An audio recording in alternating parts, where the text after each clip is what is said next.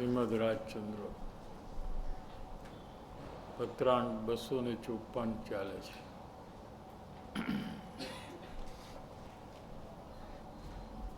मोक्ष मार्ग प्राप्ति में आगे बढ़ने में 3 अवरोधक कारण है. उसमें पहला 2 कारण आलोक की अल्प सुखेच्छा, दूसरा सतपुरुष में परमेश्वर बुद्धि. अभी आगे कदापि ये बन्ने थया होय, यानी आलोक की अल्प सुखेच्छा ऐसा जो दोष है ये मिट गया हो और ज्ञानी पुरुष में परमेश्वर बुद्धि हो गई हो.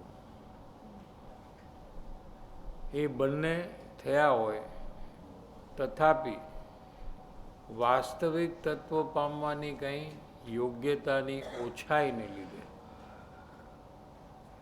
पदार्थ निर्णय न थयो होय तो चित्त व्याकुल रहे छे. यहाँ से हम लेंगे पेज नंबर 83.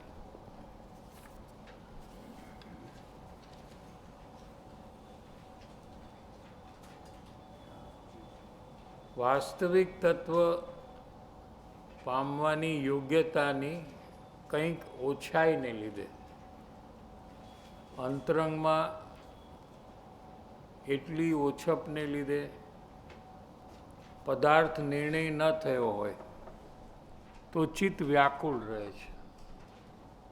क्या कहते हैं, अगर ये 2 अवरोधक कारण मिटने के बाद भी जीव अंतर खोज में न आए,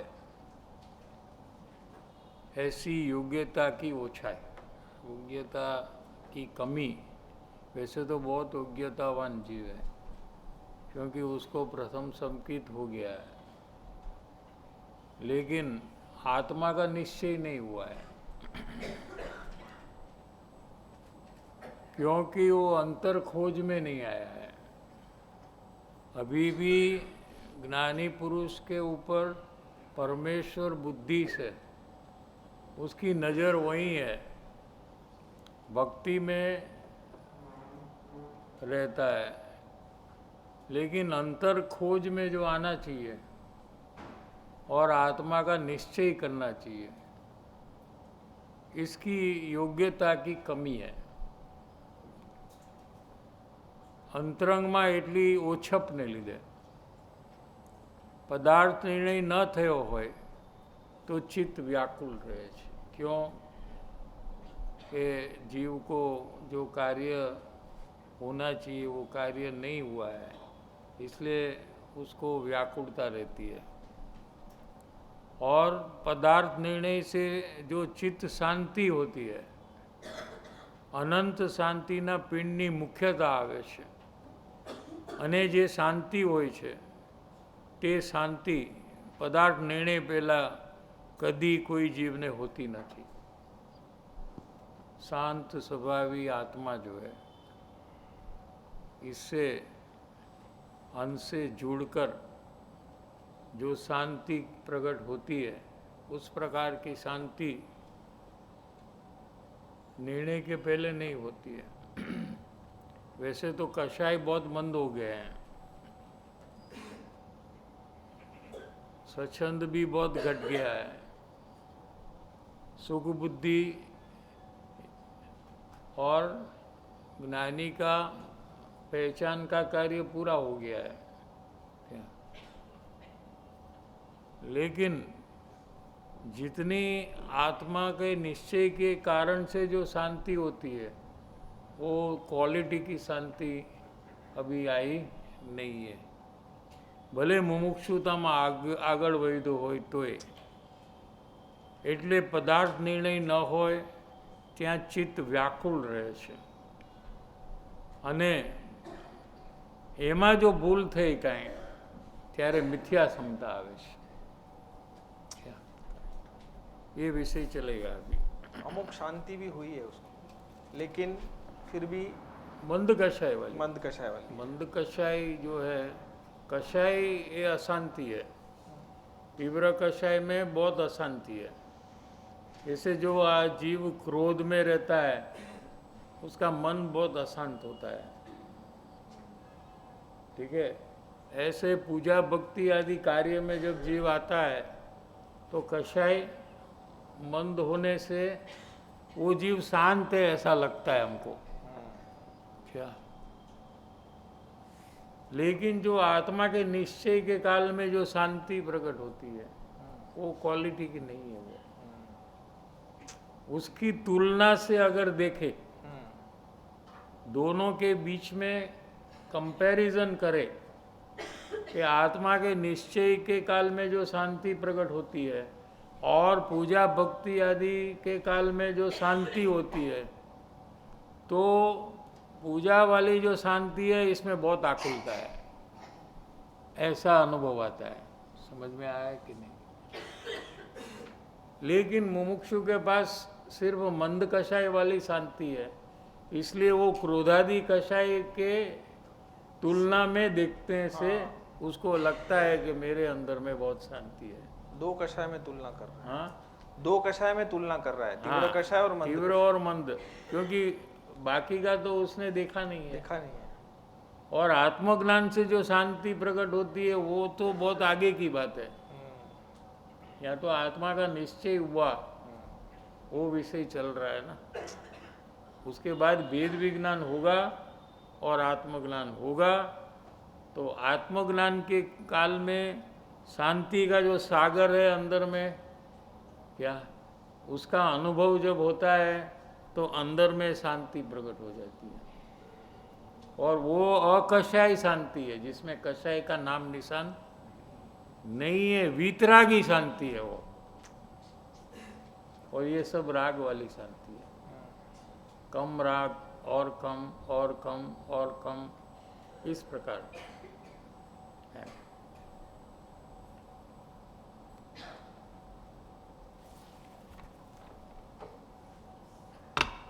लेकिन यहाँ जो जीव है उसको पकड़ में नहीं आ रहा है क्या कि वो यहाँ रुक गया है। हाँ, उसको क्या पूर्व की अपेक्षा से वो सब हिसाब रखता है ना, कि पहला तो मारे वाते वाते कषाय थी जातो तो हाँ हमको गुस्सा आ जाता था, क्या, छोटी छोटी बात में भी हमको गुस्सा आ जाता था। अभी तो कोई बड़ी बात हो तो भी हमें कोई तकलीफ नहीं हो रही है, क्या, समझ में आया? तो उसको लगता है कि मैं तो बहुत आगे बढ़ गया हूँ, दूसरे को भी लगता है, और दूसरे भी कहते हैं कि पहले तो आप और अभी आप, हाँ, समझ में आया? लेकिन अगर उसको पूर्णता का लक्ष्य है तो उसको भी गौण कर कर वो आत्मज्ञान का प्राप्ति के प्रयास में आगे बढ़ता है। ये लक्ष्य जो है ये कार्य पूरा करने का, इसके कारण से वो बच जाता है। वो क्या,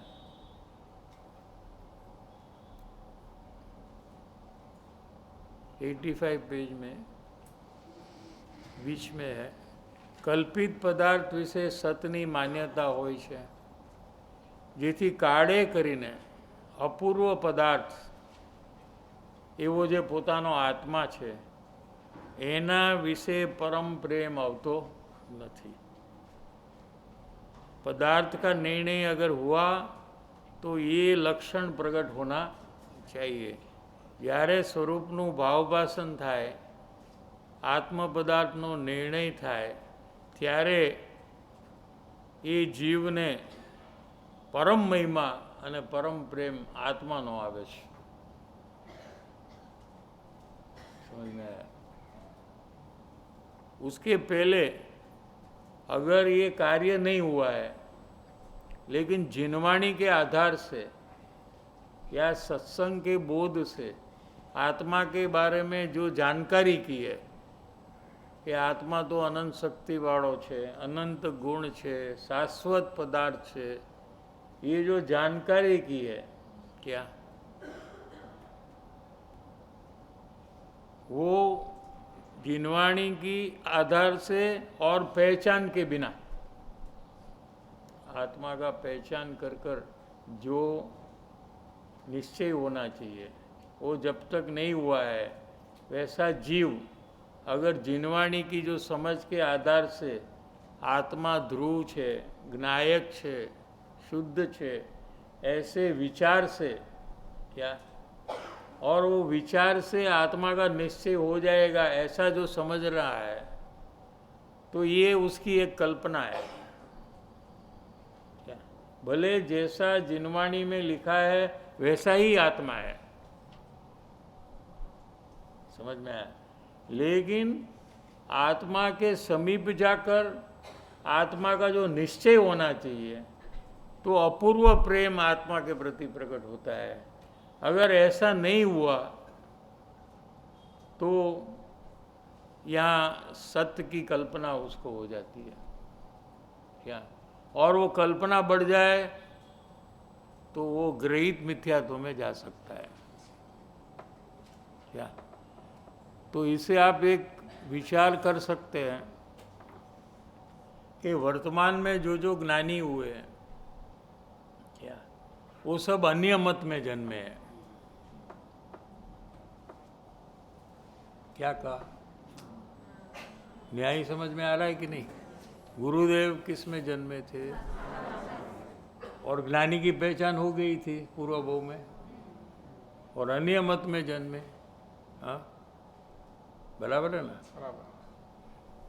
कृपाणु देव किस में जन्मे, हाँ ज्ञानी की पहचान हुई तो दिगंबर मत में जन्म होना चाहिए ना। हम तो जन्मे दिगंबर में, लेकिन हमने पूर्व भाव में ज्ञानी की पहचान नहीं की है। समझ में आया कि नहीं। तो क्या हुआ कि इतना ज्ञानी की पहचान कर कर इतना आगे बढ़ने के बाद भाव भाषण के काल में क्या, जो अंतर्मुख होकर आत्मा की समीप जाकर आत्मा का निश्चय करने का कार्य की ओछप है, ओछप लिया ना शब्द, उतना नहीं है क्या, ओछप माने वो योग्यता नहीं है कि वो अंतर्मुख होकर आत्मा के समीप जाकर आत्मा का स्वसंवेदन अनुभव में उनको हो जाए। तो फिर जिनवाणी के आधार से कोई कोई जीव क्या आत्मस्वरूप के बारे में विचार से क्या उसमें आगे बढ़ता है, और उसको ही आत्मा का स्वरूप मानकर उसको जो अपूर्व पदार्थ के प्रति प्रेम होना चाहिए वो प्रेम नहीं होता है क्या, और सत्य की कल्पना हो जाती है, और कल्पना के कारण से गृहीत मिथ्यात्व हो जाता है।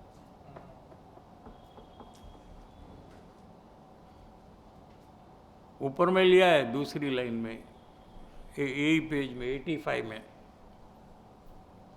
देखो, थोड़ा 84 से लेते हैं, बहुत अच्छा पॉइंट लिया है क्या, गजब का पॉइंट लिया है। देखो, એ કલ્પિત પદાર્થને વિશે સતની માન્યતા હોય છે, અને એ ડેન્જર ઝોન એટલા માટે છે, એ ડેન્જર ઝોન में कि जो એમાં दृढ़ता થઈ જાય, એ मान्यता में दृढ़ता हो जाए और वेदन का विषय हाथ में ना आए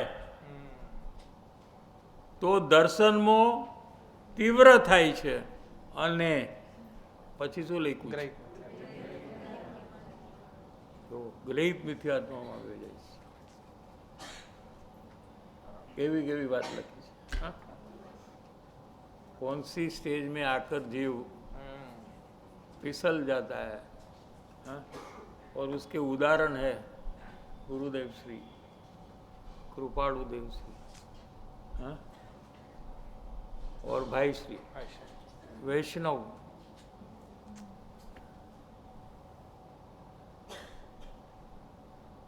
पूर्व काल में ज्ञानी की पहचान की क्या,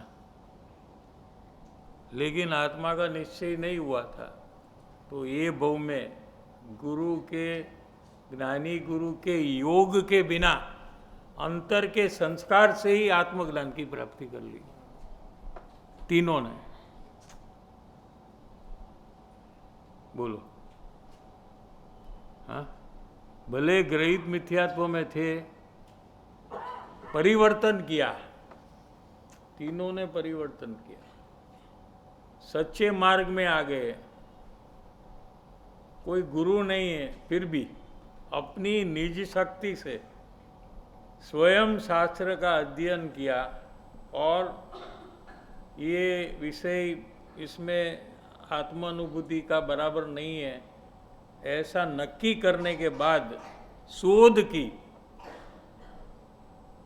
ऐसे ही बैठ नहीं गए क्या, और शोध करने के बाद उनको सच्चा मार्ग जब मिला तो उसको बहुत बहुमान होकर आत्मज्ञान की प्राप्ति की। और गुरुदेव श्री का तो 1970 दीक्षा 1970 संवत बराबर है। और सब शास्त्र का अध्ययन, जितने स्थानकवासी के शास्त्र है, हजारों श्लोक का ऊंडाण से अध्ययन किया। और 1978 8 साल के बाद किसी ने समयसार उनको दिया, दिगंबर का महान ग्रंथ समयसार, और उन्होंने पढ़ा। पहले तो ऐसा देखा तो लगा कि ये बराबर ऊंडाण से पढ़ना चाहिए, तो उन्होंने नक्की किया कि एक दिन उपवास और एक दिन खाना, और पूरा टाइम समयसार का अभ्यास में लगा दिया। कहीं दूर चले गए क्या, विषया में, और आत्मा का अनुभूति हो गई उनको पढ़ते पढ़ते। अंतर्मुख होकर आत्मज्ञान की प्राप्ति। कोई गुरु नहीं है, कोई समयसार को समझाने वाला नहीं है। આપણે તો બધું રેડીમેડ છે, સમયસાર સિદ્ધિ, સમયસાર કા સીડી, हाँ?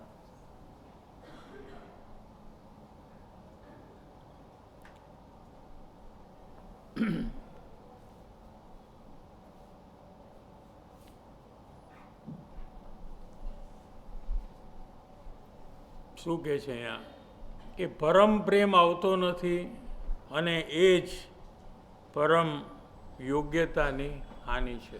આ भूमिका में आगे नहीं बढ़ रहे हैं, ये योग्यता की हानि है। 86 पेज में આ ત્રણેય કારણો ઘણું કરીને અમને મળેલા ઘણા ખરા મુમુક્ષુમાં અમે જોયા છે। क्या कहते हैं, कृपाणु देव उनके टाइम में 125 साल के पहले की बात कर रहे हैं क्या, कि ये 3 रुकावट के जो कारण है,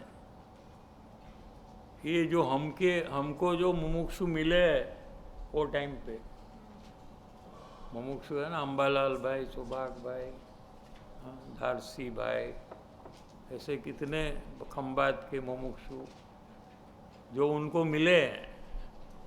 अमने મળેલા ઘણા ખરા મુમુક્ષુમાં मैं જોયું છે कि उनके अंदर में ये 3 प्रकार का अवरोध का कारण, आलोक की अल्प सुख बुद्धि है, हमको मिले ऐसे मुमुक्षु में, और ज्ञानी के प्रति विनय है लेकिन परमेश्वर बुद्धि नहीं है क्या, और आत्मा का निश्चय तो हुआ नहीं है। ठीक है, तो हमको तो पता है कि कृपाणु देव के जो मुमुक्षु थे उनको उनके प्रति कितनी भक्ति थी। हाँ, आप लोगों ने पढ़ा रहेगा ना सब। सौभाग भाई की भक्ति कितनी थी। अंबालाल भाई तो क्या थे, लॉयर थे ना, वकालत छोड़ दिया। वकालत करते थे। उनको पता लगा कि कृपाणु देव निवृत्ति क्षेत्र में जा रहे हैं और एक रसोईया को ढूंढ रहे हैं, उधर उनके लिए रसोई कोई बनाए।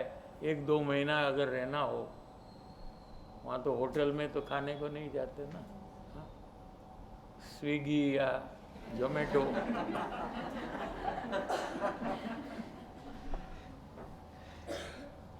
सादा खुराक खाना हो घर का, हाँ? जिसमें हिंसा आदि न हो, इस प्रकार का।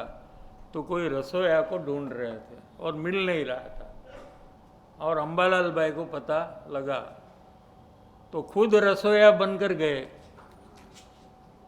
Lawyer, advocate. कितनी भक्ति रहेगी, आप सोचो। हाँ? एक कोथड़ो लईने वासण उपाડીને ગયા, सब चाहिए ना, तपेला ने सांडसी ने कढ़ाई ने, हाँ, तावेथो, वेलण, पाटलो, तो सब एक कोथड़ी में डालकर कोथड़ो उपाड़ी અને ગયા। हाँ, तो कृपाणु देव के केम तमे? हाँ, हूँ छू ने रसोईयो।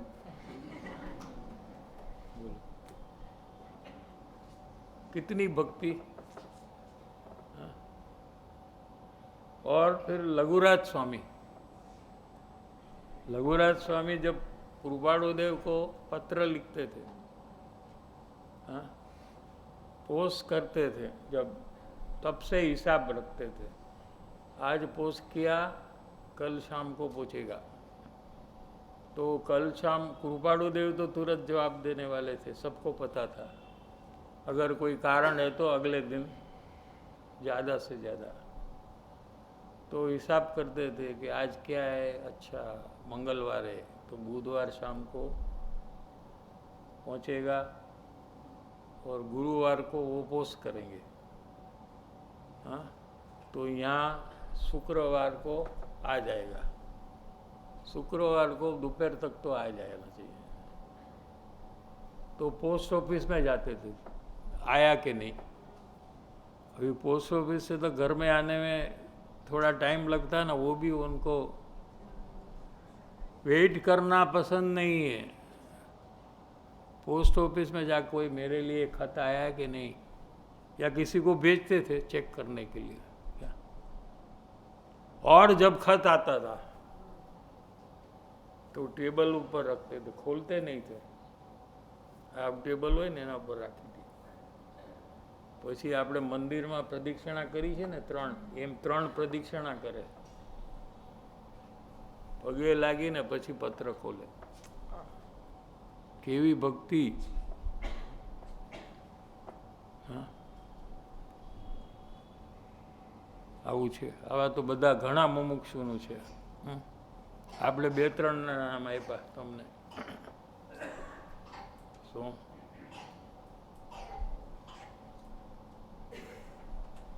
તો પણ પરમેશ્વર બુદ્ધિ નથી આવી। ये बात करे छे।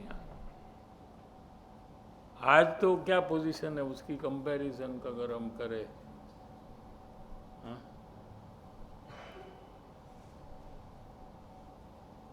ફરીથી આ 3 કારણો ઘણું કરીને અમને મળેલા ઘણા ખરા મોક્ષમાં અમે જોયા છે। માત્ર ઓનલી બીજા કારણની કંઈ ન્યૂનતા કોઈને કોઈ વિશે જોઈ છે। दूसरा कारण कौन सा है? हाँ, परमेश्वर बुद्धि में कमी। हाँ, परमेश्वर बुद्धि नहीं है, परम विनय नहीं है। विनय बहुत है, विनय बहुत है, विनय का ही तो सब बोला हमने, कितना विनय है। हाँ हाँ, लेकिन परम विनय नहीं है।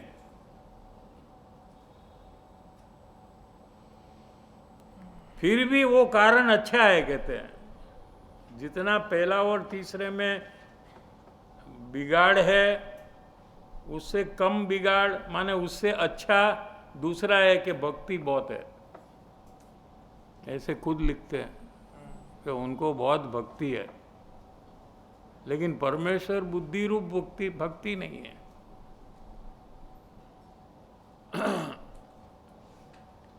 કોઈ કોઈ મુમુક્ષુ એવા છે કે જેને સત્પુરુષ પ્રત્યે અત્યંત વિનય છે, એ જ કારણ તેની ન્યૂનતા એટલે ખામી, અવરોધક કારણની ખામી એટલું સારું કારણ છે। इतना नेगेटिव में ये पॉजिटिव है। क्या समझ में आ रहा है कि नहीं थोड़ा? हाँ, 3 प्रॉब्लम है, लेकिन एक प्रॉब्लम में कम प्रॉब्लम है, वो दूसरा है, उसमें कम प्रॉब्लम है, लेकिन उसमें भी प्रॉब्लम है। दूसरे 2 में ज़्यादा प्रॉब्लम है, पहला और तीसरा। कितना नोटिस किया है कृपालुदेव ने? हाँ? कृपालुदेव ने कितना नोटिस किया है? हाँ, नोटिस किया है ना। इसलिए नोटिस किया है कि करुणा हुई है उनको कि ये प्रॉब्लम के कारण से ये आगे नहीं बढ़ता है। कौन सा जीव कहाँ है, कहाँ खड़ा है, और उसको नेक्स्ट स्टेप कहाँ रखना चाहिए, वो सबका अलग अलग है, और उस अनुसार वो बोध देते थे। यही डिफरेंस है समष्टिगत उपदेश और व्यक्तिगत उपदेश में। जैसे गुरुदेव श्री को ऐसा पुण्य का योग है कि समष्टिगत 500,000 आदमी को एक साथ उपदेश देते हैं। क्या? लेकिन आपको क्या प्रॉब्लम है, आप कहाँ खड़े हो, वो आप गुरुदेव को जाकर बता नहीं सकते, और गुरुदेव आपको बोध नहीं देंगे। वो वहाँ वो लोग अलाउ ही नहीं करेंगे आपको मीटिंग में। क्या समझ में आया? 5, 10, 15 आदमी वहाँ बैठे ही रहेंगे आगे पीछे, क्योंकि उनको समष्टिगत 500, 1000, 2000, 5000, 20,000 ऐसे लोग के बीच में बोध देने का उनको पुण्य का उदय था। ठीक है, तो वो कोई इंडिविजुअल बात वहाँ से नहीं आएगी, जनरल बात सबको क्या बेनिफिशियल है वही बात आएगी। समझ में? कृपालुदेव को वो योगी नहीं था कि वो सभा में बैठकर प्रवचन नहीं करते थे कभी। क्या कहा? सत्संग करते थे। गुरुदेव व्याख्यान करते थे, सत्संग नहीं करते थे। समझ में आ रहा है डिफरेंस आपको? उनको सत्संग का योग नहीं था गुरुदेव को कि हम जाकर उसे सत्संग करें, वो हमको समझाए, ऐसा कोई योग नहीं था। आपको सभा में ही प्रश्न पूछना पड़ेगा सबके बीच में। क्या? ठीक है, लेकिन कृपालुदेव को व्यक्तिगत सत्संग का, पत्र व्यवहार से सत्संग करने का, गुरुदेव कभी भी किसी को पत्र का जवाब नहीं देते। ये आपको पता है?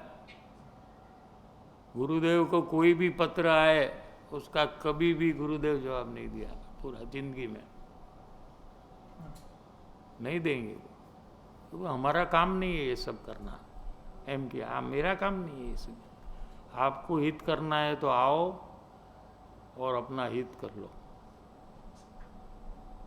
हाँ, कोई भी बात में वो बीच में नहीं आते थे, सिर्फ स्वाध्याय, उसके अलावा कोई भी चीज़ में रस नहीं लेते। व्यवस्था में क्या हो रहा है सोनगढ़ में, उसमें कभी रस नहीं लेते हैं। तो शुरुआत में तो गुरुदेव श्री जब सोनगढ़ पधारे, वहाँ कुछ नहीं था सोनगढ़ में। अरे कोई जैन नहीं था पूरा गांव में, कोई जैन नहीं था, इसलिए उन्होंने सोनगढ़ चुना।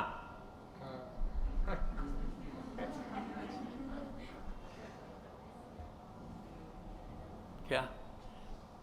क्योंकि उन्होंने जब परिवर्तन किया, उसके पहले भी परिवर्तन 2 बार किया था। सोनगढ़ में आने के पहले 2 बार कोशिश की उन्होंने। पहले तो प्रेम से कहा, लेकिन लोगों को बहुत प्रेम था कांजी स्वामी के लिए, इतना प्रेम था स्थानकवासी में कि मत जाओ आप, प्लीज मत जाओ। तो कहते थे लास्ट में कि भाई ये जो मुझे कहना है मैं नहीं कह सकता हूँ, क्योंकि दिगंबर का जो बोध है उसमें और स्थानकवासी में जो फर्क है वहाँ कर्म से होता है। यहाँ गुरुदेव को कहना है कि कर्म से कुछ भी नहीं होता है, जब अपने पुरुषार्थ से ही होता है।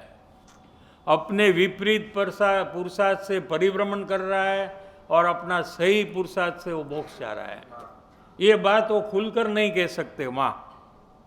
जब जब थोड़ा कहने का प्रयास किया तो वो लोग कहने लगे ये कहाँ से आप बात कर रहे हो, अपने शास्त्र में तो है नहीं ये सब बात। हाँ, तो ये जब बताया उन्होंने कि भाई मेरे को जो कहना है वो मैं नहीं कह सकता हूँ, इसलिए मैं यहाँ रहना नहीं चाहता है। तो फिर वो लोग नक्की, अच्छा एक काम करो, आप समयसार ही लो लेकिन यहाँ रहो। तो समयसार लेते थे लास्ट में। तो स्थानकवासी माँ समयसार शास्त्र लेते थे लास्ट में। फिर भी उनको लगता था कि ये बंधन है। हाँ, मुझे अभी जितना मेरे अंदर में है वो बात मैं कह नहीं सकता हूँ, इसलिए छोड़ दिया, परिवर्तन कर लिया। तो कभी एक जगह में गए, मेरे ख्याल से राजकोट के कहीं गए रहेंगे, तो वहाँ सबको पता लग गया ये तो कांजी स्वामी है, ये तो यहाँ आ गए हैं। तो वहाँ से सब वापस लोग आकर वो लेकर चले गए।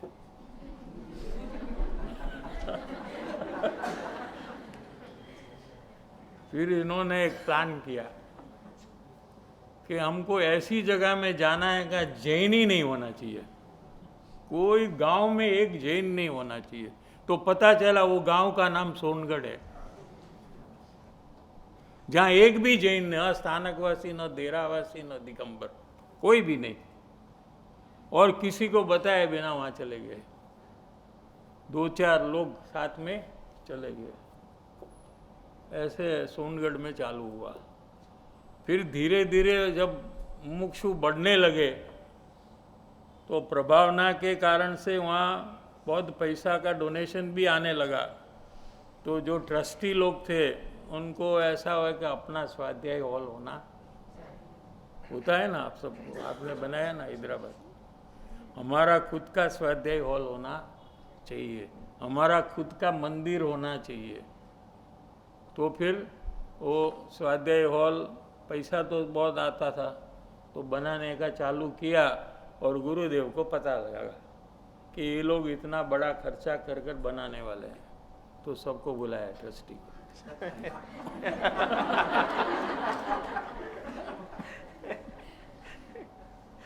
ये जो सब आप बना रहे हो ऐसा समझकर कि मैं यहाँ रहूँगा, तो आपकी बात गलत है। मुझे यहाँ जितना तक सुहाएगा उतना तक ही मैं रहूँगा। क्या? फिर आप कहना नहीं कि आपके नाम से हमने इतना खर्चा किया है और आप क्यों जा रहे हो, पहले से बोल दिया। मेरे को कोई कंडीशन नहीं चलेगा, मेरे को ठीक नहीं लगेगा तो मैं छोड़ दूंगा।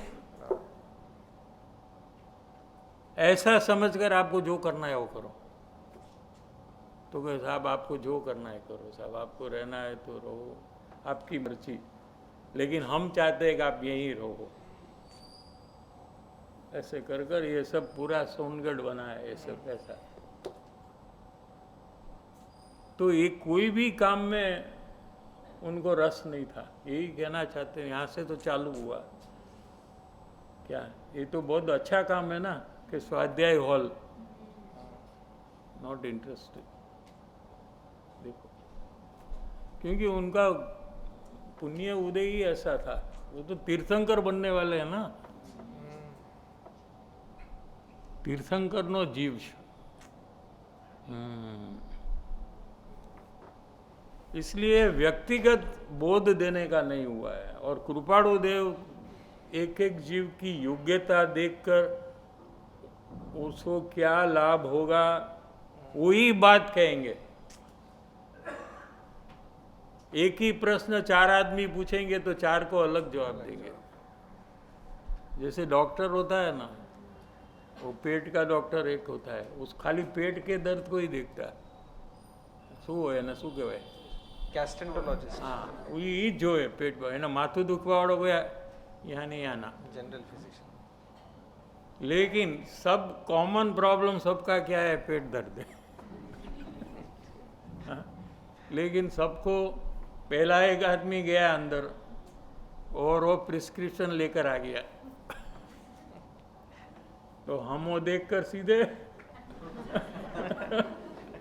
केमिस्ट के पास जाकर दवाई ले ले। हाँ, क्यों डॉक्टर का फीस देना? मुझे भी पेट का ही प्रॉब्लम है और ये दवा तो डॉक्टर ने दी है, तो ऐसा हम करते हैं क्या? हाँ, नहीं करते ना। ऐसे किसी के प्रश्न के जवाब से हमारा समाधान नहीं होता है, इसलिए हमको हमारा प्रश्न पूछना चाहिए और हमारी भूमिका के अनुसार वो जवाब में परिवर्तन भी आ सकता है। क्या हमको लगता है कि ये प्रश्न मुझे भी है, इसने पूछ लिया तो मैं ये जवाब मेरे अंदर में मैं ऐसा ही कर लूँगा, मुझे पूछने की ज़रूरत नहीं है, तो उसको जितना लाभ होना चाहिए वो लाभ नहीं होता है।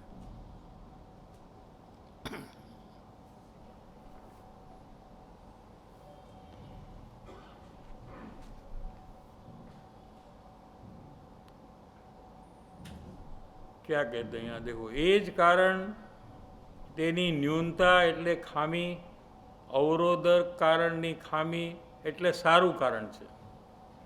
2 negatives make 1 positive, એ અમે જોયું છે। એટલે પરમ વિનયની ઓછપ છે એમાં ન્યૂનતા છે। એટલે જ્ઞાની માટે સારો એવો વિનય છે। કેટલાક મુમુક્ષુઓમાં સારો એવો વિનય જોવામાં આવે છે અને જો તેઓમાં સર્વ પ્રકારે ન્યૂનતા થવાનો પ્રયત્ન હોય, શું કીધું? એટલે પરમ દૈન્યતાની ખામી છે તે સર્વ પ્રકારે મટી જાય, माने परमेश्वर बुद्धि पहचान से हो जाए।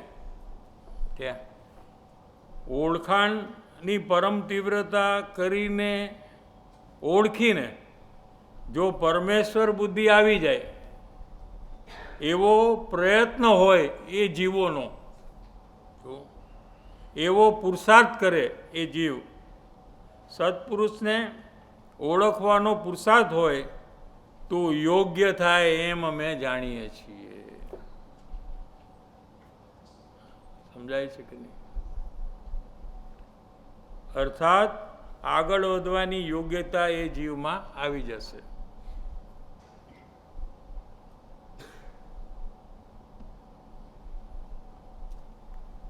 केम के परम दैन्यपणु नीचे ये त्रणेय में बलवान साधन है। तीनों में आगे बढ़ने के लिए जो दूसरा प्रॉब्लम है उसको ठीक करना ये साधन है। आलोक की अल्प सुख बुद्धि में वर्क करना ये साधन नहीं है, कहते हैं। क्या? और आत्मा का निश्चय करने के कार्य में आगे बढ़ना वो साधन नहीं है। क्या? लेकिन जो विनय की कमी है, क्योंकि पहचान हुई नहीं है, पहचान कर कर, परम तीव्रता पहचान की कर कर, अगर पहचान हो गया तो बहुमान और परम विनय जब आ जाएगा तो ये जीव फिर आगे बढ़कर आत्मज्ञान की प्राप्ति कर लेगा। એટલે પરમ દૈન્યપણું, એટલે પરમ વિનયપણું, એ ત્રણેયમાં બળવાન साधन છે। साधन समझ रहे कि नहीं? वो गाड़ी का बोला था ना एग्जाम्पल, साधन।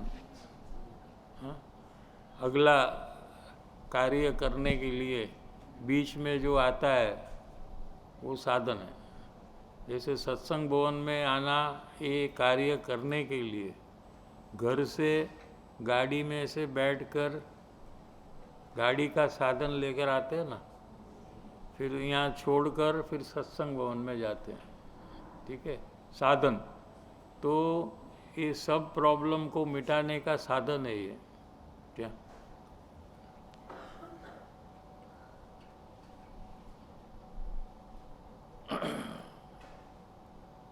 હવે વાત આમ લીધી છે, જો ક્યાં વાત ફેરવી અને તોડે છે અથવા લઈ જાય છે, આ ત્રણમાં બળવાન સાધન શું?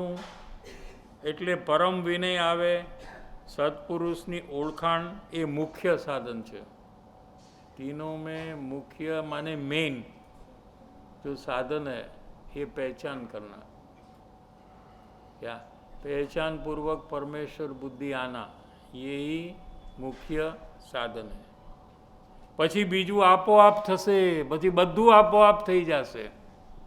શું से नक्की हुआ बाकी जो भी विनय था, हाँ। वो पहचान बिना का था वो। हाँ, पहचान बिना था, पहचानने के प्रयास में थे, ऐसा नहीं है कि नहीं थे, क्योंकि बहुत योग्यता वाले जीव थे। क्या? और कृपाणु देव की आज्ञा में रहते थे सब, लेकिन कार्य नहीं पूरा हुआ था, क्योंकि पहचानने की परम तीव्रता नहीं थी। पहचानना है, लेकिन पहचानने की परम तीव्रता होना, यानी एकमात्र कार्य मुझे करना है।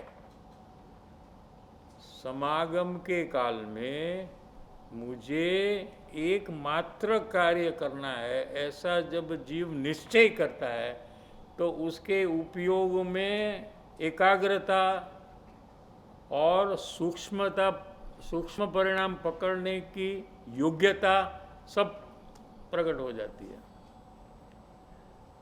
समझ में आ रहा है कि नहीं? कोई मुमुक्षु हो जिसको अविनय नहीं है, अविनय नहीं है, अविनय विनय तो है, हो ही नहीं सकता, विनय है, क्योंकि अविनय से तो उसको परिभ्रमण बढ़ता है।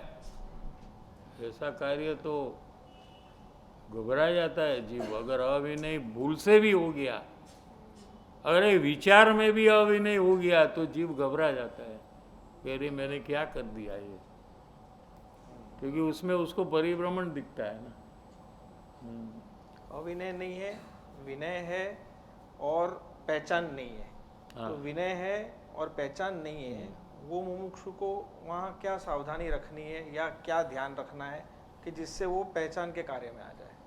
नहीं, विनय तो एक नेचुरल है काम, क्योंकि उसको मुमुक्षुता आई है, उसको आत्मकल्याण करने की भावना हुई है, तो जिन्होंने ये कार्य किया है उसके प्रति विनय बहुमान तो आए बिना रहने वाला नहीं है। जिनवाणी के प्रति भी जब बहुमान और विनय आता है, हाँ, तो ये तो कोई जिनवाणी भी ज्ञानी की वाणी है ना। सत्पुरुष का विनय और बहुमान आ रहा है, हाँ। लेकिन सत्पुरुष की पहचान नहीं हुई है। हाँ, तो वो क्या है कि उनके बोध से उनको कोई जो लाभ हुआ है, क्या उसके कारण से उनको बहुमान आ रहा है, क्या उसका जीवन बदल गया है, ये सब लोग का जीवन बदल गया है। ऐसा अंतर से उनको लाभ हुआ है, इसलिए बहुमान आता है उनको। लेकिन पहचान नहीं किया है तब तक तो वो अटका हुआ ही है। हाँ, लेकिन वो बहुमान के कारण से और कहीं भटकेगा नहीं। एक तो बड़ा फायदा वही हुआ, यहाँ हुआ जाएगा, उसमें अपना टाइम वेस्ट करेगा, ये तो बंद हो गया। बराबर, हाँ, बंद है। इतना काम तो हुआ। अभी वो प्रमाद करता है और पहचान नहीं करता है तो उसका दोष है क्या? तो उसको वो प्रमाद छोड़कर आगे का कार्य करना चाहिए। ये योग में आत्मज्ञान की प्राप्ति करनी चाहिए। तो कृपालुदेव तो बारंबार कहते, अपने को आया था 569 में कि आत्मज्ञान न કર્યું तो બધું નિષ્ફળ છે, નકામું છે। फिर भी उसको लगता नहीं है कि सब निष्फल है, उसको लगता है कि ये भी सफल है। मैं जो कर रहा हूँ उससे मुझे अच्छा फायदा हो रहा है। हाँ,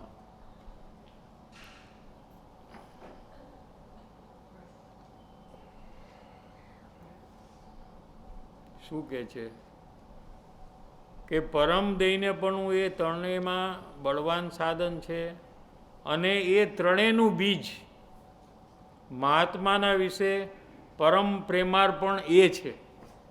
ક્યાં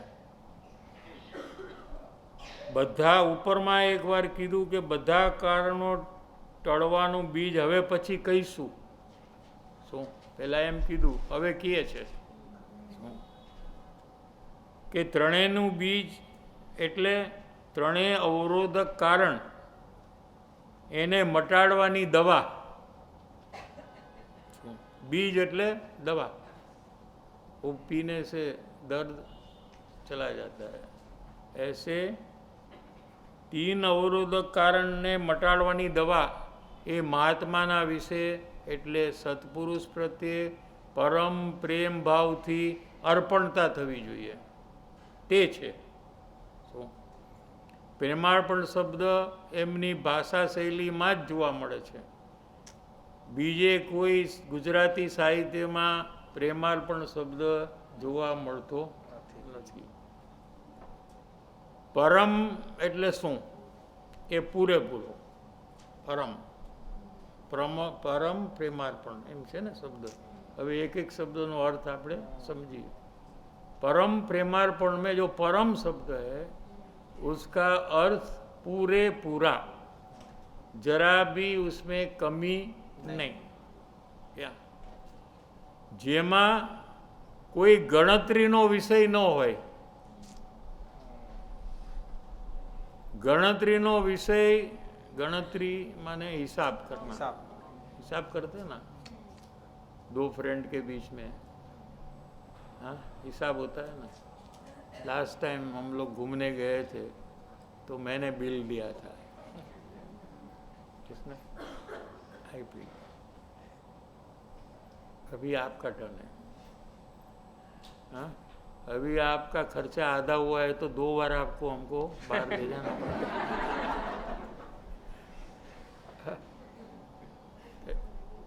ललित भाई बराबर है ना? हाँ, थोड़ा 5-10% एडजस्टमेंट है, लेकिन मोटा मोटी एग्जैक्ट टू द लास्ट पाई नहीं हम मांगते उतना। हम हाँ, हमारा नेचर वैसा नहीं। डिस्काउंट, हाँ डिस्काउंट ठीक है, थोड़ा यहाँ वहाँ 10% चलता है क्या, लेकिन 10% ही वो दे वो नहीं चलेगा। हाँ बराबर है ना? तो उसको क्या कहते हैं? गणतरी नो विषय। दुनिया में जितने संबंध है गणतरी के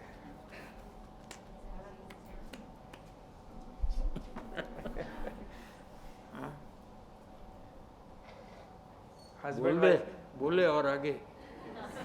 हस्बैंड वाइफ के, हस्बैंड और वाइफ का जो संबंध है वो गिनती का संबंध है। बोलो, उसमें गिनती का प्रकार अलग है, पैसे का नहीं है। क्योंकि कमाई एक करता है, दूसरा नहीं करता है। क्या पैसा देना, उसके सामने सेवा लेना, काम एडजस्ट गया। हाँ, संसार के जितने संबंध है सब स्वार्थ के ही संबंध है। क्या मुमुक्षु के जो संबंध है वो स्वार्थ के नहीं है, कोई हिसाब नहीं है वहाँ, एक दूसरे के लिए प्रेम है। क्या और एक दूसरे को आगे बढ़ने में सहाय करने के लिए कभी भी तैयार होता है। क्या यहाँ तो ज्ञानी और मुमुक्षु की बात चल रही है, જેમાં કોઈ ગણતરીનો વિષય ન હોય, ગણતરીનો વિષય જ્યાં મારું ને તારું હોય ત્યાં હોય। ये मेरा पेन है, वो आपका पेन है, ये मेरा मोबाइल है, वो आपका मोबाइल है। हाँ, જ્યાં મારું તારું મટ્યું અને એક્ય ભાવ થયો ત્યાં ગણતરીનો વિષય ખલાસ થઈ જાય છે। क्या कहा इसमें आप एक बात अगर सूक्ष्मपणे नोट करेंगे, क्या कि जो बात अपने आत्मा के लिए आई थी ना, आत्मा के लिए ऐक्य भाव होता है। आत्मा में ऐक्य भाव करे तो आत्मज्ञान होता है। जितनी बात आत्मा के लिए आएगी ना, वो सब बात ज्ञानी पुरुष के लिए आएगी। देख लेना आप।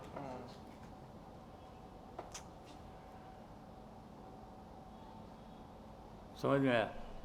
अपना आत्मा का निज परमेश्वर का बहुमान होना चाहिए तो वहाँ ज्ञानी का बहुमान होना चाहिए। अपना आत्मा को परमेश्वर समझना चाहिए तो वहाँ ज्ञानी को परमेश्वर। एग्जैक्ट आप देखिए, हर एक बार सेम आएगा, क्योंकि आत्मा यहाँ शक्ति रूप है और वहाँ प्रकट रूप है।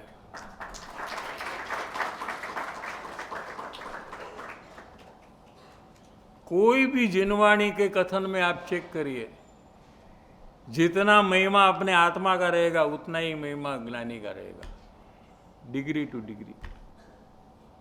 यहाँ भी यही बात है कि ज्યાં મારું તારું મટ્યું અને એક્ય ભાવ થયો, જ્ઞાની સાથે એક્ય ભાવ થયો।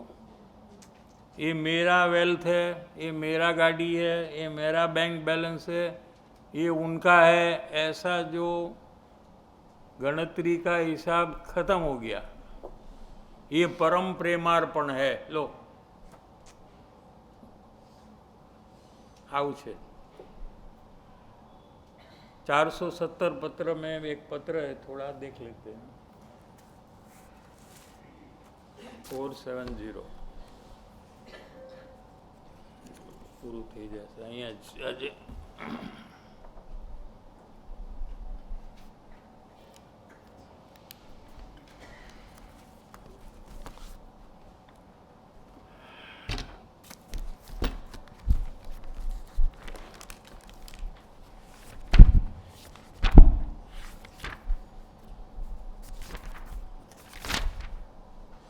पेज नंबर 384 में नीचे જ્ઞાની પુરુષ પ્રત્યે અભિન્ન બુદ્ધિ થાય એ કલ્યાણ વિશેનો મોટો નિશ્ચય છે। એવો સર્વ મહાત્મા પુરુષનો અભિપ્રાય જણાય છે। मैं नहीं कहता हूँ, कहते कृपाणु देव, सब महात्मा यही बात करते हैं। क्या बात करते हैं कि ज्ञानी पुरुष प्रत्ये अभिन्न बुद्धि, भिन्न है मेरे से, अलग है, ऐसी बुद्धि नहीं होनी चाहिए। क्या अभिन्न है? क्या एक कल्याण विशेનો મોટો નિશ્ચય છે। આ નાનું કામ નથી કે છે, બહુ મોટું કાર્ય છે કે છે। આત્મકલ્યાણ માટે વિશેનો મોટો નિશ્ચય છે। એમ એવો સર્વ મહાત્મા પુરુષનો અભિપ્રાય જણાય છે। પછી તમે વાંચી જજો। અને લાસ્ટ લાઈનમાં જ્ઞાની પુરુષ પ્રત્યેનો ભિન્ન ભાવ साव टाळवा योग्य છે। શું होना नहीं चाहिए, वही बात यहाँ ली है उन्होंने।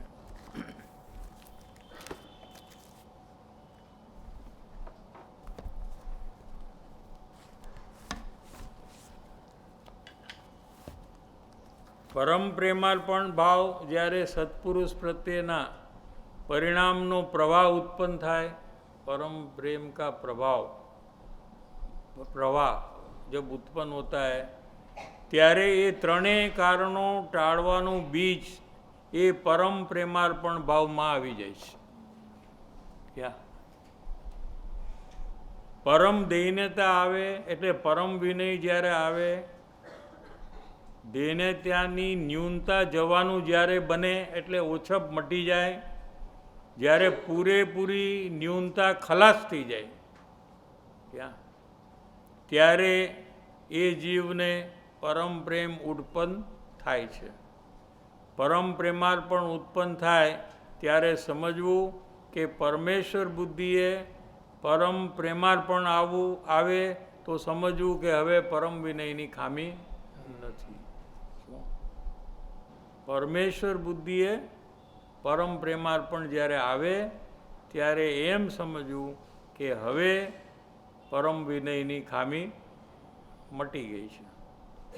જિજ્ઞાસા પ્રશ્ન, પરમ પ્રેમાર્પણમાં સંકિતનું બીજ છે, સમ્યક દર્શનનું બીજ શું પરમ પ્રેમાર્પણમાં છે? સમાધાન, એનું બીજ એમાં આવેલું છે।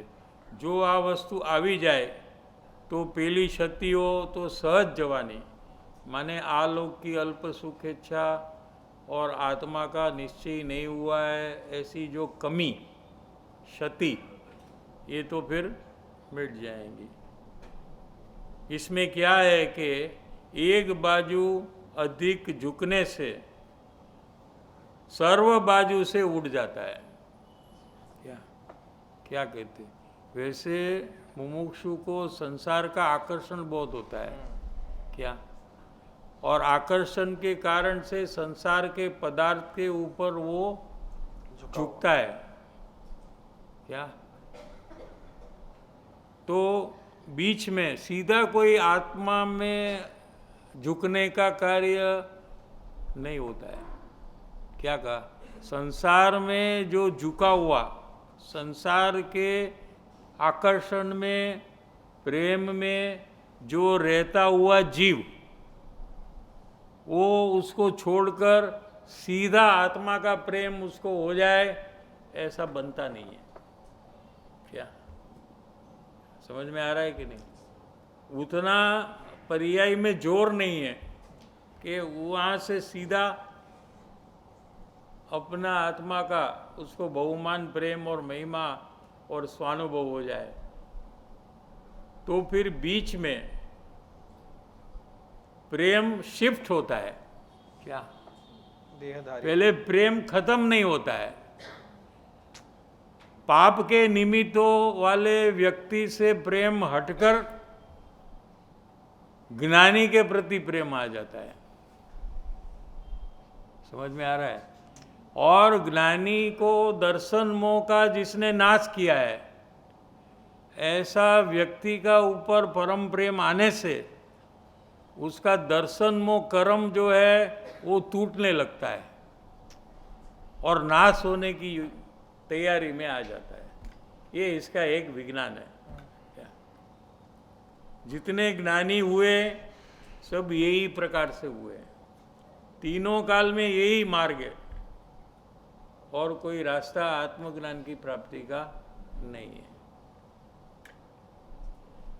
एक बाजू अधिक झुकने से बीजी बधी बाजू थी यानी आखा संसारना महिमा थी उठी जाए छे।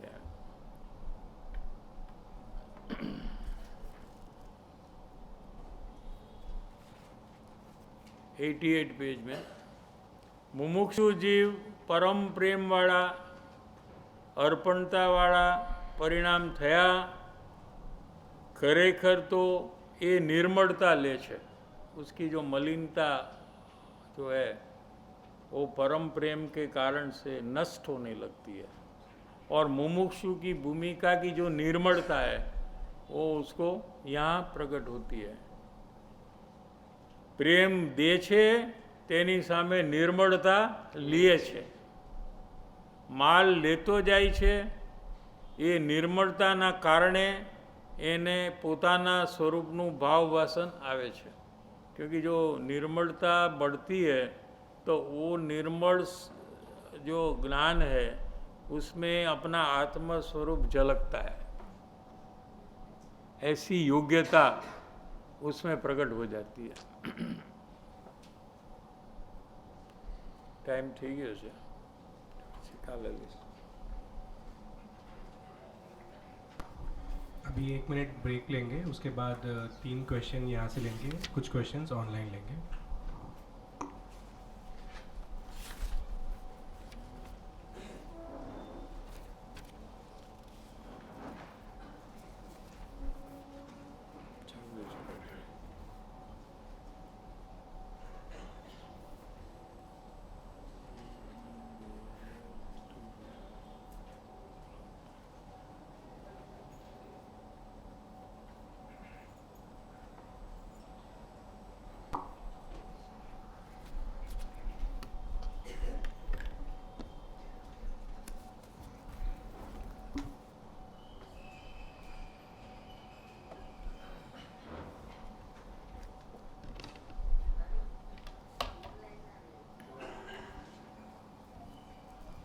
पहले ऑनलाइन के क्वेश्चंस लेंगे। ऑनलाइन जिनके भी पेंडिंग क्वेश्चंस है प्लीज़ चैट में फिर से भेज दीजिएगा।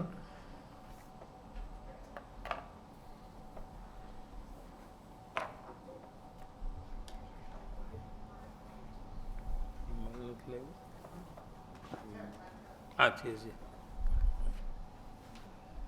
ठीक।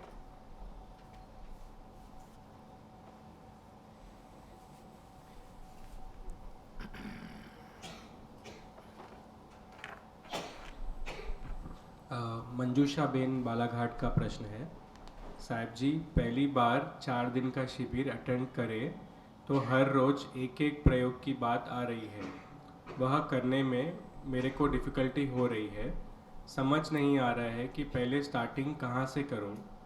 जैसे आपने मार्गदर्शन दिए कि दोष का पक्ष छोड़ना, सामने वाले का दोष नहीं देखना, सामने वाले का गुण देखना, यह भी प्रयास करने में डिफ़िकल्टी लग रही है।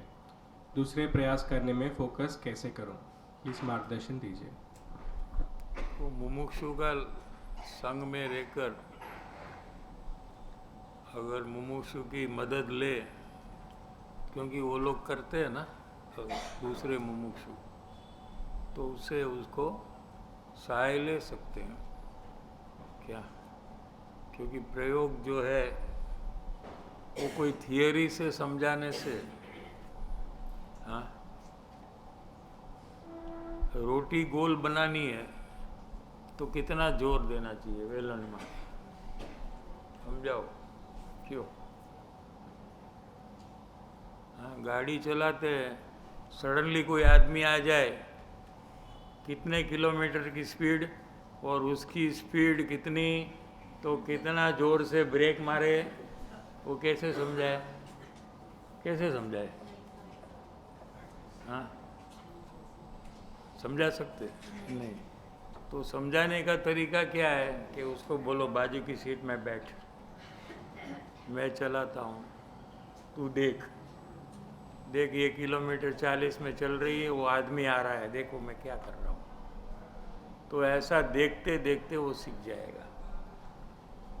ड्राइविंग लाइसेंस ऐसे ही लेते हैं ना कि बुक पढ़कर ले लेते हैं। तो ये सब प्रयोग जो है वो इसी प्रकार से समझना चाहिए कि जो वो प्रयोग करता है उससे हम मदद लेना चाहिए। इसको ही तो सत्संग कहते हैं, और क्या।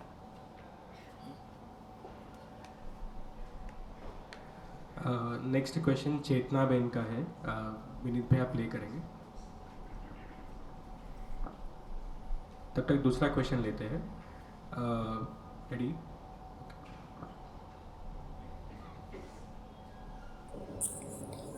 जय जिनेन्द्र। कोई दोष करने की रुचि है, तकलीफ़ होती है, दुख लगता है, लेकिन फिर वो दोष करती हूँ। तो कभी डिसाइड करती हूँ कि दोष नहीं करना, ऐसा त्याग जैसे, लेकिन फिर भी फेल हो रही हूँ। यहाँ प्लीज़ मार्गदर्शन देने की कृपा करना। दूसरा, दोष छोड़ने का प्रयोग नहीं है यहाँ। क्या दोष कोई बताए तो स्वीकार करने का यहाँ प्रयोग चल रहा है, और वो प्रयोग इजी है दोष छोड़ने के कंपैरिजन में। क्या जैसे कोई क्रोध करे तो वो दोष है, तो उसको कहे कि तुमको गुस्सा नहीं करने का है, तो वो कठिन है। लेकिन गुस्सा हो जाए तो ये मेरा दोष है ऐसा स्वीकार करना, तो वो उससे बहुत इजी काम है। तो पहले इजी काम करना चाहिए। वो तीव्र कषाय और मंद कषाय में जीव का अटकना हो रहा है, ऐसा आया सत्संग में। लेकिन जीव को ज्ञानी की ओलखान करना है, ये पूछना है, करना है, लेकिन टारगेट स्वरूप दर्शन पूर्णता का लक्ष्य का होना चाहिए, ऐसा समझना क्या, ये पूछना था। सॉरी। मुझे भी क्लियर नहीं हुआ साहब जी, इसीलिए ऑडियो मंगाया था। ओके, तो नेक्स्ट लेते हैं, नेक्स्ट। नेक्स्ट क्वेश्चन लेते हैं। पूनम बेन बैंगलोर से क्वेश्चन है। फर्स्ट क्वेश्चन, जब किसी का दोष देखती हूँ तो वहाँ उनके दोष का नहीं बट उनका तिरस्कार होता है। द्वेष भाव भी करती हूँ उनसे, लेकिन कुछ समय बाद वो गलती ख्याल आता है और अंदर में खेद होता है एंड उनका गुण दिखता है। ये जो टाइम लैग हो रहा है, इस पे कैसे वर्क करूँ? तो वो टाइम में तो बंधन हो जाता है ना, जब आप उसका तिरस्कार करते हैं तो वो टाइम में आपको बंधन तो हो गया। उसके बाद थोड़े टाइम के बाद फिर आप चेंज हो रहे हैं, तो उसमें पुण्य का बंधन होता है। क्या लेकिन जो नुकसान हो गया वो तो हो गया ना। हाँ, अच्छा, तो हमें जागृति बढ़ानी चाहिए। जो टाइम गैप है उसको कम करने का प्रयास हमें करना चाहिए। उन्हीं का सेकेंड क्वेश्चन है, कुटुंब प्रतिबंध में अगर घर वाले आग्रह करें कि मुझे मंदिर जाना, स्थानक जाना चाहिए, वो जो फॉलो करते हैं वहाँ फॉलो करना ऐसा आग्रह करते हैं, और नहीं जाने पे या वैसे नहीं करने पे घर में क्लेश होता है, आर्ग्यूमेंट होता है और द्वेष भाव करती हूँ, तो वहाँ क्या करना चाहिए? प्रॉब्लम तो है, आपको ये रास्ता निकालना पड़ेगा। जितना कम नुकसान हो उस प्रकार से वर्तन करना चाहिए। सबको प्रेम से पहले जीतने का प्रयास करना चाहिए कि आप कोई किसी का विरोध नहीं करते हैं, आप तो जो सच्चा है वो करना चाहते हैं, और आपको वो अधिकार होना चाहिए कि आपका भविष्य आप जैसा चाहते वैसा आप कर सकते हैं, और आपको जो सही लग रहा है उसको प्रेम से बताएं कि मुझे ऐसा समझ में आया है, इसलिए मैं ऐसा कर रही हूँ। तो प्रयास जारी रखना, तो एक दिन रास्ता निकलेगा। नेक्स्ट क्वेश्चन, दर्शना बेन हैदराबाद। मॉर्निंग में बात आई कि शास्त्र स्वाध्याय आदि करते समय ज्ञानी की, श्रुत ज्ञान की शुद्धता, निर्मलता बढ़ती जाती है। इसके ऑपोजिट मुझ में अभी शुभ राग या बहुमान का भाव बढ़ता है। इसमें करेक्शन की शुरुआत मुझे कैसा करना चाहिए? देखो, शुभ राग तो शास्त्र अध्ययन करने वाले को हुए बिना रहेगा नहीं। जैसे नवल कथा कोई पढ़ता है तो उसको पाप भाव हुए बिना रहेगा नहीं। ठीक है, तो ये शुभ राग का फैक्टर तो हमको छोड़ दें, और ज्ञानी को भी शुभ राग तो हो रहा है।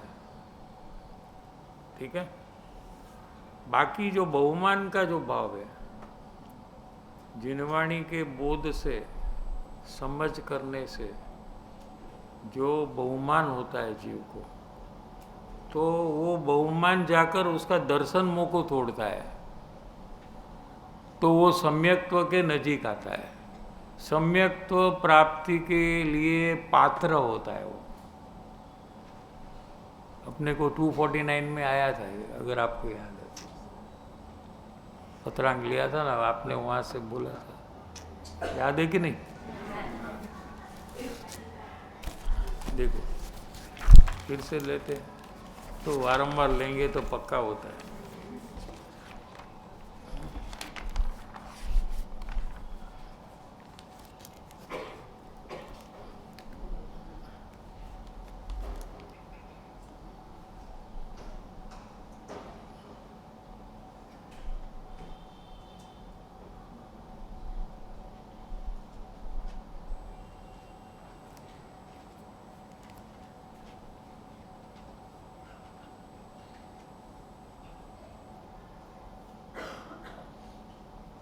પૂર્વે થઈ ગયેલા મોટા પુરુષનું ચિંતન કલ્યાણકારક છે। क्या उसका विचार करना, शास्त्र के बारे में बहुमान होना, समझ करना, क्योंकि वो ज्ञानी पुरुष है, उसके रचयिता आचार्य भगवान है, उसके रचयिता, तो वो कल्याणकारक है। तथापि स्वरूप स्थितिનું कारण થઈ શકતું નથી, लेकिन आत्मज्ञान की जो प्राप्ति है, आत्म स्वरूप में स्थित होना, वो शास्त्र अभ्यास से नहीं होता है। उसके लिए सत्समागम चाहिए।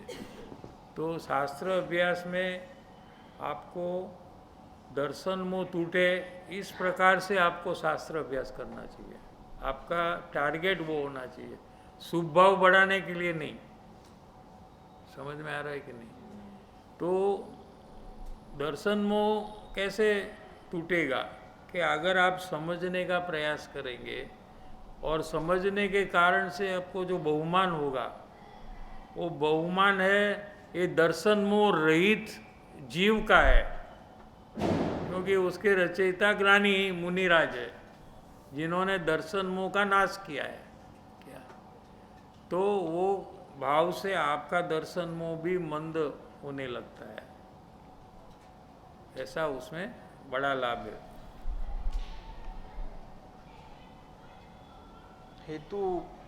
हेतु आत्मज्ञान प्राप्ति करने का होना चाहिए। अगर लक्ष्य वो है कि दर्शन मोह का नाश करना, ये नास्ति से हेतु है, अस्थि से आत्मज्ञान की प्राप्ति करना, अगर ये हमारा टारगेट है तो हमको दर्शन मोह कम ही होते जाएगा। ऑनलाइन क्वेश्चंस हो गए हैं, ऑफलाइन 3 क्वेश्चंस लेंगे, 3 ही क्वेश्चन लेंगे। साहब जी, बोलो।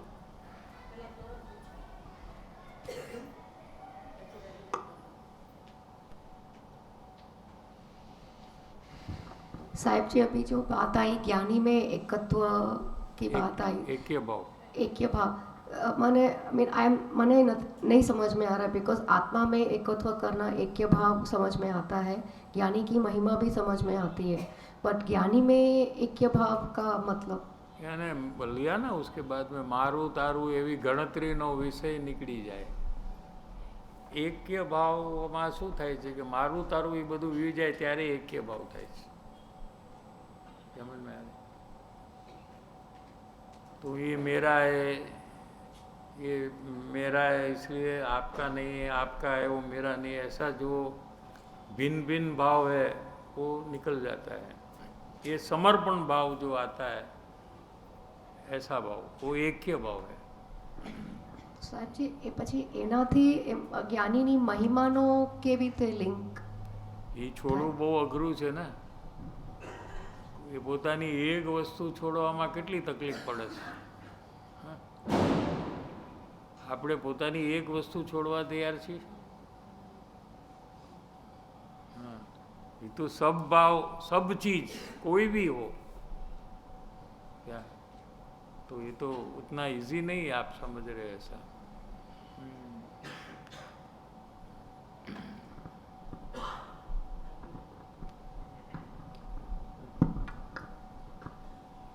વાક્ય નથી સમજાતું.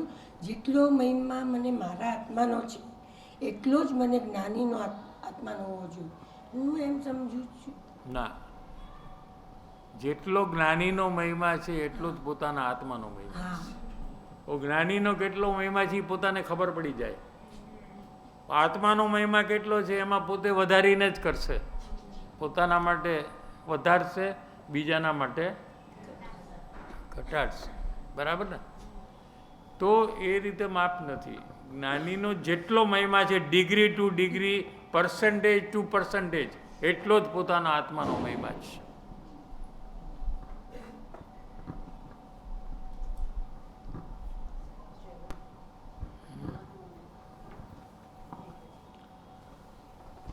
સાહેબજી, દોષ અને ગુણનું જ્યારે પ્રયોગ કરું છું તો જેટલા દોષ એક્સેપ્ટ થાય છે અને દેખાય છે અને જેટલા બીજાના ગુણ જોઉં છું તો એક ગિલ્ટ બિલ્ડઅપનું ફેક્ટર ખ્યાલ આવે છે કે એ ગુણ મારામાં નથી અને મારામાં હજી બહુ લેકિંગ છે અને આટલા બધા દોષ મારામાં છે. તો સાહેબજી, કેટલી હજી લોઅર છું કે હજી કેટલું બાકી છે એવું બહુ ફિલિંગ થાય છે. તો કેવી રીતે એમાં આગળ વધું કે પ્રોગ્રેસ? तो जो गिल्ट से हम जो करते हैं ना, वो उतना लाभकारी नहीं है. क्योंकि अंत में आपको क्या हुआ, आपने ही बोला, हाँ, वो फीलिंग आएगा. हाँ, सो कभी कॉन्फिडेंस भी टूट जाएगा एकदम, और आत्मकल्याण का कार्य बहुत कठिन है ऐसा लगने लगेगा. ऐसा गुण को देखकर गुण का बहुमान होना चाहिए. क्या समझ में आ रहा है? जैसे आपकी जिससे शादी होगी, उसमें कोई अच्छी बात हो तो आपको क्या लो फील होता है? नहीं सर, क्या होता है? अच्छा लगता है. हाँ, ऐसा गुण में होना चाहिए.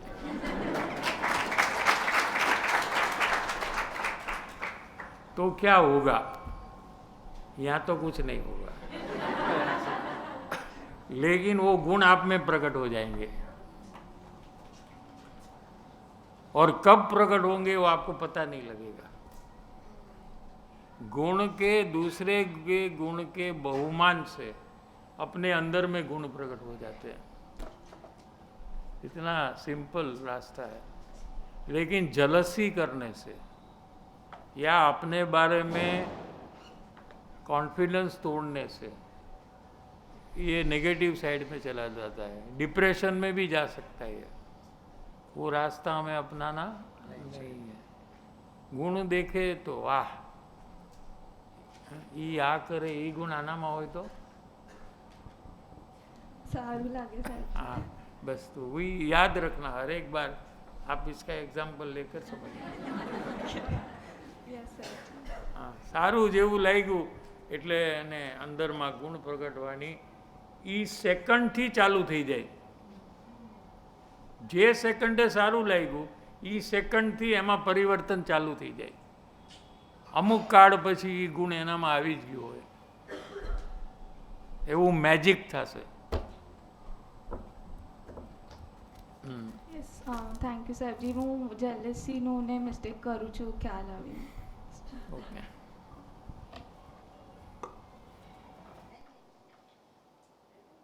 ત્રણ કીધું ને એટલે. અચ્છા, અહીંયાના આગળના ત્રણ. અચ્છા,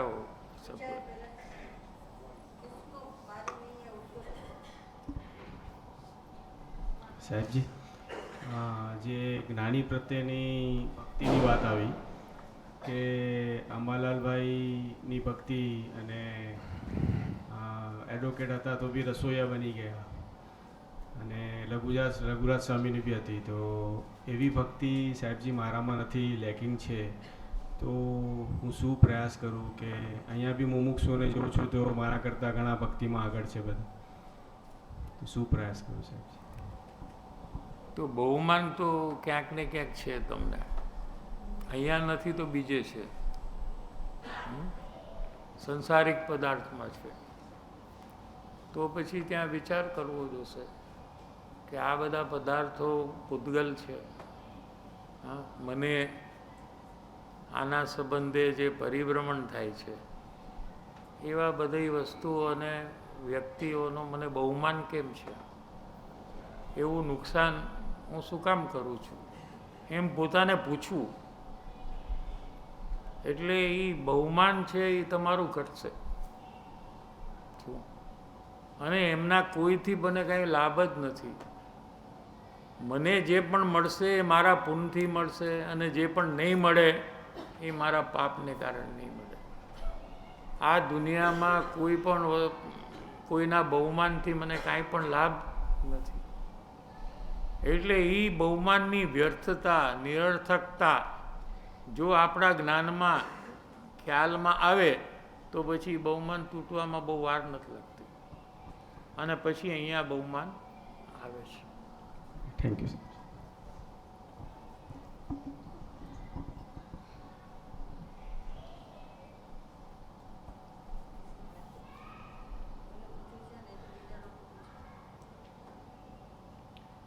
साहिब जी, विनय का समझ में आया ज्ञानी के प्रति जो लाभ से विनय होता है, तो फिर ये विनय और परम विनय में क्या डिफरेंस और वो गैप कैसे कवर करना? विनय माने पूरा नहीं हो, सब प्रकार से न हो, कुछ प्रकार से हो तो वो भी विनय में आता है. लेकिन परम विनय माने पूरा विनय, कोई भी परिस्थिति में, कोई भी कार्य में, कोई भी बात में, सब जगह में वो जो कहते वही सही है, ऐसा बहुमान जब आता है जीव को तो परम विनय हो जाता है. अपनी बात का जो महत्व है ये छूट जाना, अपनी समझ का महत्व है ये छूट जाना, क्योंकि ये परम विनय में बाधक है, रुकावट है. ऐसा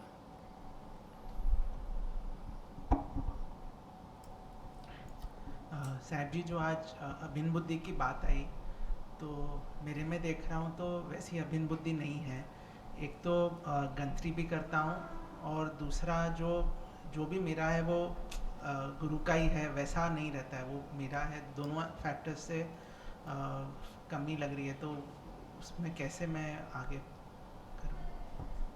वो तो स्वयं को चेंज होना पड़ेगा ना. उसका महत्व इतना क्यों है? जिसमें भिन्न भाव है ऐसा पदार्थ है, जो भी पदार्थ है उसका महत्व इतना ज़्यादा क्यों है? क्या वो तो पुद्गल पदार्थ है क्या? और हमें सुख की प्राप्ति जो करवाते हैं कायम के लिए, उनका क्यों महिमा नहीं है, उसका क्यों बहुमान नहीं है? क्या तो ये हमें विचारने का विषय है कि हमारा महत्व कोई संसारिक पदार्थ में, पैसे में या आबरू में या शरीर में या गाड़ी में, इतना महत्व जो हमें रखा है क्या? तो ये सब पाप के निमित्त है, परिभ्रमण का निमित्त है.